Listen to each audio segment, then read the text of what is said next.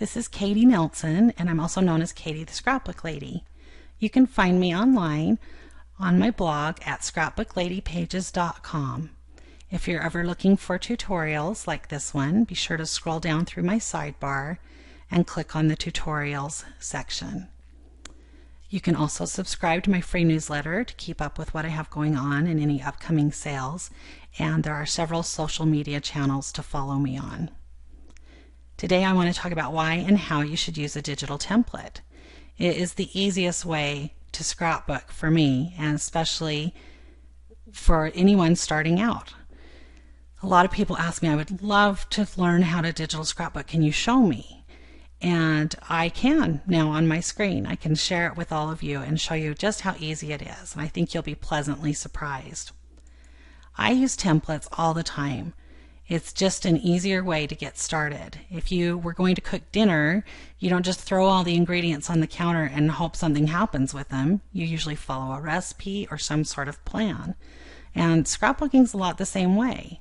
If you have some sort of way that you can organize your photos, preferably a little quicker and a little easier, then it just makes it so much more enjoyable. I'm flipping through some of the layouts I've created with my templates because I want you to see what some of the possibilities are. And I like this simple grid style. You can put a lot of different things on these types of pages, like maps and journaling cards and photos, and I'm going to go a little more into that in a future video on this same post. For now, I just want to show you how easy it is to open up a template and create a page with it. What you'll want to do is have everything available in folders, or at least somewhere you can find them on your computer. When I open up the template folder, you'll be able to see that there are a couple different files included here, a couple different folders within the folder. There are PSD files and TIFF files. Now you don't need to keep both. Some people prefer to work with PSDs, some people prefer to work with TIFFs. And these are just different types of the same template. They're just different files. And I'll show you the difference really quick. I'm on a Windows machine, and so when I click on the PSD folder, I can't see a preview of what the template looks like.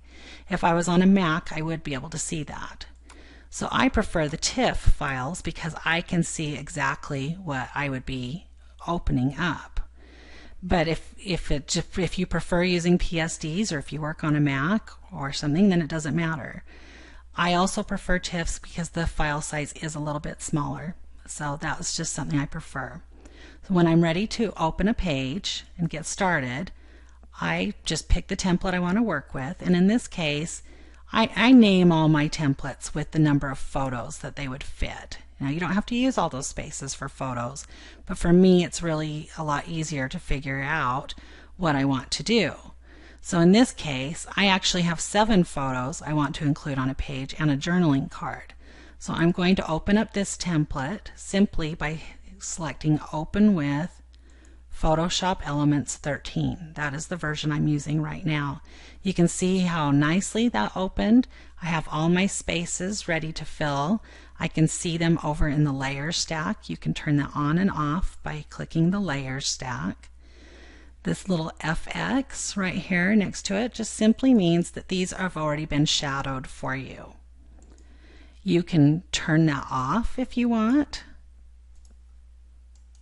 by hitting Clear Layer Style, if that's what you would like to do.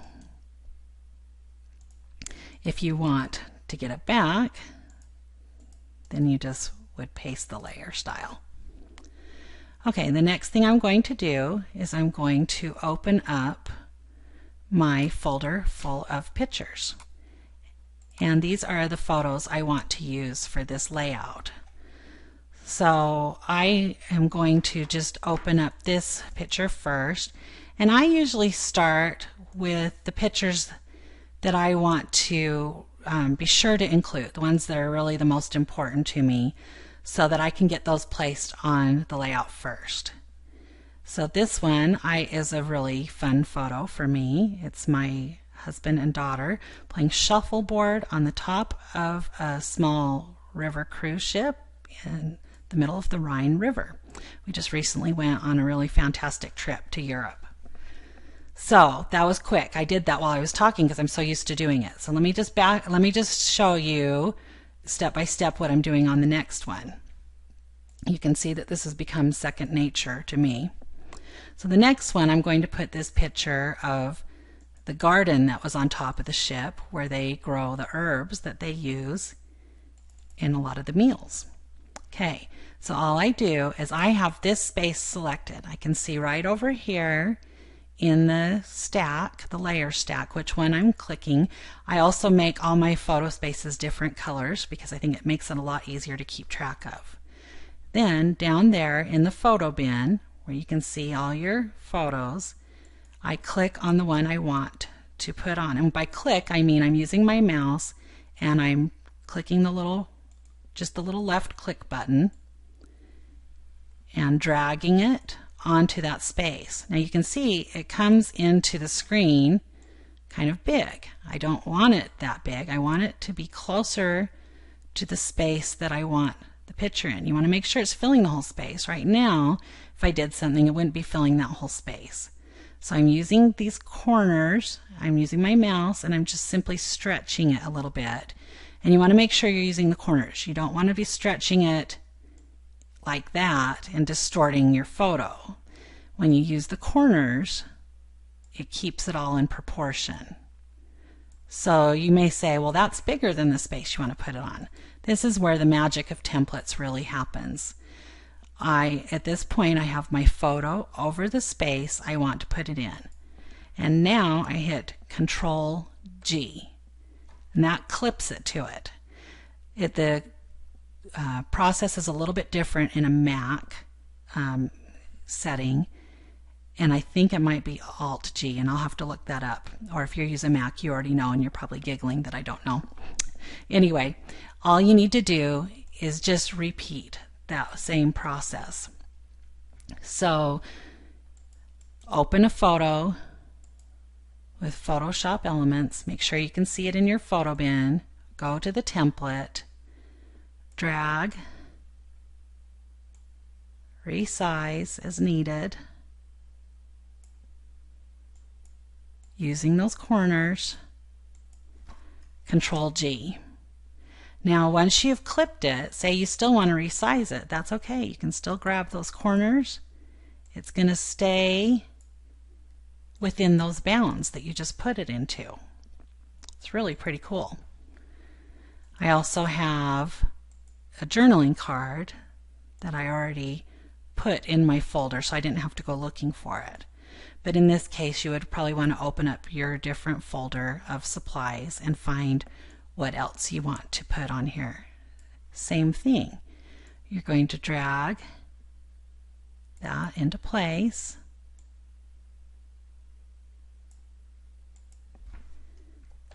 And clip it. You can use your arrow buttons to move things around and get it centered the way that you want it.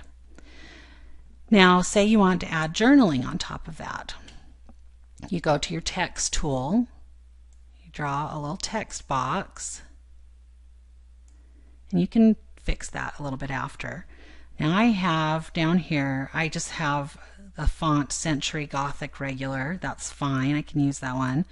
I have white selected as a color from a previous layout I was working on. I'm probably going to pick a really dark gray. And then I'm going to start typing. Now that looks a little big to me. You'll have to play around a little bit with type size. I find I don't really like to get really much smaller than 14, depending on how you're going to print it. If you're going to print it out as an 8x8, then you want to be sure that your text still is big enough to read. If it's a 12x12, you'll have a little more leeway. So all I would do is continue to type about our trip until I have that box filled and the way I want it. Right here I have that the type is centered. You can also make it left justified or right justified. I almost always use left justified because I just like the way that looks. Now you can extend your typing box by making sure you've grabbed those corners again, or using the sides is okay, but if you had already flattened it and you use the sides, then you're going to get distorted type. So when you edit your type box, make sure you kind of click on your type. Make sure you have those dotted lines around that you can work with. Super easy. The great thing is you can even type text right on your photos.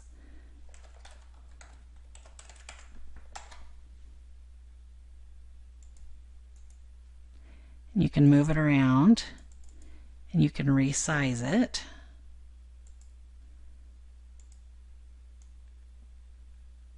And you can even change colors.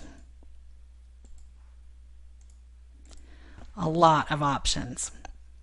So all you need to do is keep following those steps until you have a completed page. And all I did in this one was I kept the background white. So I didn't want to use the dark background. I put that as a placeholder. If you want to clip paper to it, that's great. If you don't want to use it, then you can simply turn that off. And when you save it as a JPEG, you won't see that funky checkerboard. It'll turn into white. So one thing you want to do, and I'm going to just undo that for a minute, as you are working, and I do this right as I start. I should have showed you that. But right as I start, I hit Save As, and I don't want to rewrite this template file because I want to be able to use that again. So I'm going to, I usually put it on my desktop while I'm working with it, and then I'll move it later. And I'll call this Europe Layout. And I save it as a TIFF file. You could save it to a PSD file here if you wanted to change it, but there's no need to. I always save it to a TIFF file first. Then, as I'm working on it, you can see it just takes a minute to save. So say I decided I had to go fix dinner right then and I had to leave my layout. That's okay. I've got it saved. I can come back to it later. Then when I come back to it, I open it up and I want to add some more pictures. Well, all I need to do at this point is just continue on where I was before. Again, I'm going to be resizing and positioning, and then I'm going to hit Control G. Also, I'll move it around a little bit more now that I have that. Okay, I'm going to keep doing that. Say this layout was finished, or say I'm just working on it. You know, you can always save as you're working on it. Be sure to save it when you're finished. You still want that layered file to keep in case you want to go back in and change anything. Now when it's time to flatten it, and this is what you'll need to do to be able to print it, you want to be sure to save it as a JPEG. JPEG. You'll hit Save. It'll ask you what kind of quality you want to save at. I always save it the largest at a 12. And I hit OK. Now you'll see in my desktop folder that I have a JPEG and a TIFF image of that same layout. This is actually what the layout looked like when I was all done.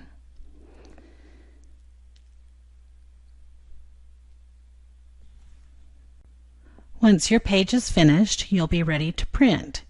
And you can decide if you want to print at home or with a professional printer, which is the option that I prefer. I'm going to go into printing in the next part of this video tutorial. Thanks for joining me.